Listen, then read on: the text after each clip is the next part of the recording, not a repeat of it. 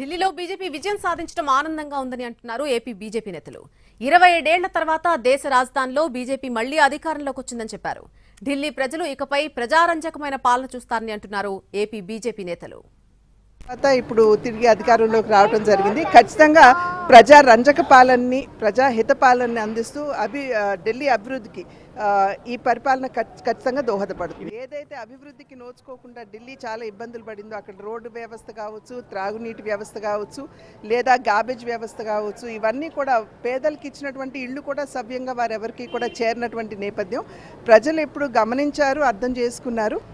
కెనడాతో ఉన్నటువంటి సిక్కులతో సంబంధాలను ఏర్పాటు చేసుకుని భారతదేశం యొక్క సమగ్రతకి తీవ్ర విఘాతం కలిగించేటువంటి ఒక దుష్ట శక్తి కేజ్రీవాల్. అతని ఈవేళ సీఎం కాకుండా ఉండడం, ఆప్ పార్టీ ఓడిపోవడం అనేది భారతదేశం యొక్క విజయాల్లో ఒక అద్భుతమైనటువంటి అంశంగా నేను భావిస్తున్నాను. నిజంగా ఢిల్లీ ప్రజల యొక్క తీర్పు చాలా గొప్ప తీర్పు. ఈ పార్టీ గతంలో చేసినటువంటి వాగ్దానాలని ప్రజలను నమ్మల్ని విశ్వసించలేదు. మేమొక కొత్త తరం రాజకీయం తీసుకొస్తామని చెప్పి ఒక రకంగా పూర్తిగా అవినీతిమయ రాజకీయాలను చేసినటువంటి అరవింద్ కేజ్రీవాల్ పార్టీని ఈరోజు ప్రజలు వారి పట్ల వ్యతిరేకతని ప్రదర్శిస్తూ భారతీయ జనతా పార్టీకి ఇక్కడ ఒక అవకాశం ఇవ్వటం అన్నది ఢిల్లీ